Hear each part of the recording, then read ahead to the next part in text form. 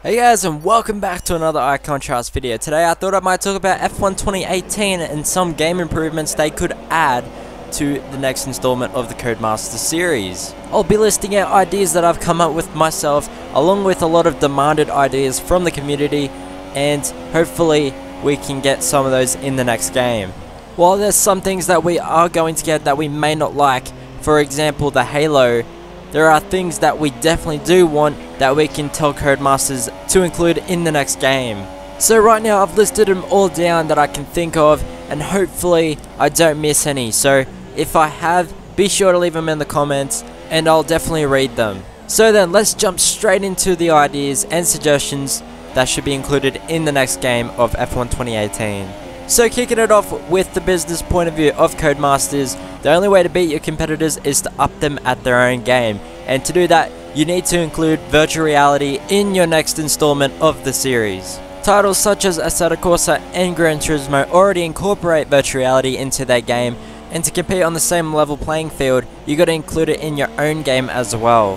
Helmet TEAROFFS would also be a unique addition to the game and would be greatly welcomed, as you could slide your thumb across the touchpad of the PS4 controller for example, and that would allow you to remove the rubber and dirt flicked up onto your visor by using the TEAROFFS. I don't know if you're paying attention to this gameplay, but as you can see the online is absolutely dreadful in online lobbies, because it is just so bad that you can't race cleanly, and let alone have drivers trying to take you out at the exact same time as having lag, so that really needs to be sorted out. In Gran Turismo Sport they've incorporated dedicated servers, and that has been awesome online experience as there is no lag between the drivers. Even though I'm connecting to people from Japan, there is no lag as it is a dedicated server. It also allows you to create a custom lobby and allow you to host it yourself. So that means the people that are not near a dedicated server region can host one themselves and allow other people to join in that region without lagging. This is something that should be definitely considered, as the online experience isn't great at all. Well, now while sponsors may not be possible because of license issues, helmet customization is definitely an area that can be improved and allow people to have more freedom as to how they lay out their helmet design. An example might be allowing people to put shapes on their helmet, and then that way they can position it exactly the way they want and then create unique shapes from multiple shapes, etc.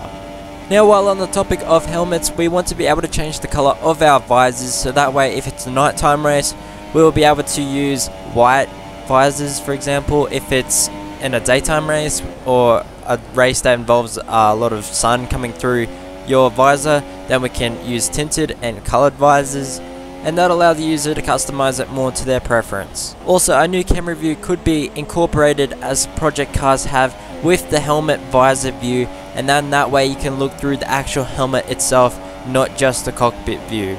We would also like some character customization, as it is in a lot of other games. You've only given us presets in F1 2017, but would like some more control as to how we look inside the game.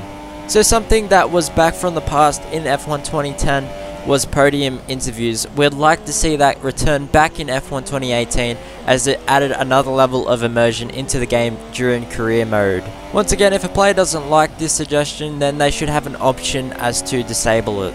With that being said, I'd also like to see some dynamic cutscenes where the player can interact with non-personal characters, and that way it'll also add another level of immersion into career mode, and that'll be really satisfying. It would also be cool if we could see some interaction between the drivers, as if they have a rivalry or mateship being teammates. This would really help bring the game to life. The AI drivers also need improving, as if you're in practice or qualifying where they will not get out of your way, or if a blue flag is displayed in a race, they still won't get out of your way in a realistic manner, and it really becomes frustrating during the game. With the successful introduction to esports, it's only necessary that you make more competitions and create more coverage. For example, there could be a season-long competition that follows Formula 1 around the world, and then that way it can be a backing event to support the Formula 1 race in the weekend. With the introduction of historic cars, it's only necessary that we include historic circuits as well, as it was included in 2013. So why not bring back historic circuits and allow our players to play around circuits that they used to which changes up the scenery from the usual. For example, it would be nice to have a race around Brands Hatch and Hearth every once in a while. This may also support the historic car events in the career mode. Something I want definitely prominent in league racing is quick pit stops in qualifying. This would allow us to get 3 maximum runs instead of only 2 during a short qualifying session. I'd also like to see some lobby joining support, as if I miss out on qualifying, that way I can still join the race just before it starts rather than having to wait and spectate the whole race. I also feel as though league racing deserves some support as well when it comes to esports entrance. I know that there were spots available from the esports competition in the AOR league, and I think that should continue across multiple leagues in the future. Also, there should be less emphasis on actually getting into esports from competitions online in the events, because that absolutely doesn't demonstrate your ability to race other people online. Another thing with the esports competition is to make sure that the races are actually 50% to 100%, anything but 25%, as they do not demonstrate any skill. So that way they actually have to manage their fuel and tires, and then you can work your way through the field rather than being, having a bad start and then you got no chance to work your way up to the top. This way they can actually demonstrate their consistency over a long duration of time. Something prominent in GT Sport that should be included in the next game of Formula 1 is driver ratings. This includes your actual skill level along with your safety rating. If you perform dangerous stunts and take people out during online lobbies, your driver rating should be decreased for safety, and then that way that person should only be able to join other people of the same caliber, and then that way it allows the people that want to drive cleanly race against clean people, and the people that want to do it for a bit of fun and take other people out are doing it against other people that do the exact same thing. But none of this would actually matter until dedicated servers arrive and netcode is improved. Now, while I suggested that less emphasis is put on online competitions such as the events to get into esports, they should still consider engaging the F1 community in online competitions for merch as such, and then that way it'll bring the whole F1 community together as well. So something that is quite frustrating is the penalty system in F1. I know that it can be a sort of 50-50 thing with collisions, but definitely not with corner cutting. As you can see in the USGP of F1 2017 in real life, there was absolutely no respect for the track limits. And now I'm not asking you to absolutely allow people to do this, but on tracks that allow you to do that in real life, it should be identical in the game. And for really long races, it's really hard not to make mistakes, as you see many drivers actually cut corners several times in races and they do not get punished. So maybe there should be a little bit more lenience in that strict corner cutting rule for online long races or career mode races, whatever, just long races in general. They should be a lot more lenient, as you make a lot of mistakes during a race, and if you make 3 corner cutting mistakes, that's you getting slapped with a penalty. So I definitely believe that should be more comparable to real life. Another little addition they could add to the game is actually trying to break for pit stops and make it an assist worthy thing.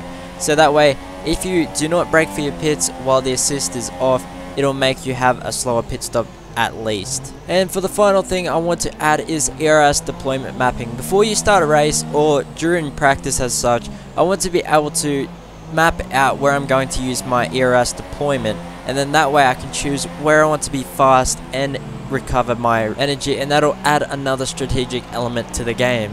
So I'm not sure exactly how they go about doing it. Maybe they should show us a track map and then we can deploy it at, say, sector 1 or sector 2, or during the period between 2 corners on a straight or something. But it'd be very nice if we could have that control over it. Anyways, that's gonna wrap up my video for today. Hopefully you enjoyed it, and hopefully I've covered all your suggestions. If I haven't, be sure to leave your suggestion down in the comments and we'll try and compile all these ideas together. And hopefully Codemasters will see it and incorporate it in their next game of the series. If you like this video, be sure to leave a like if you feel it deserves it. Subscribe if you're new, and I'll see you all in the next video. Thanks for watching.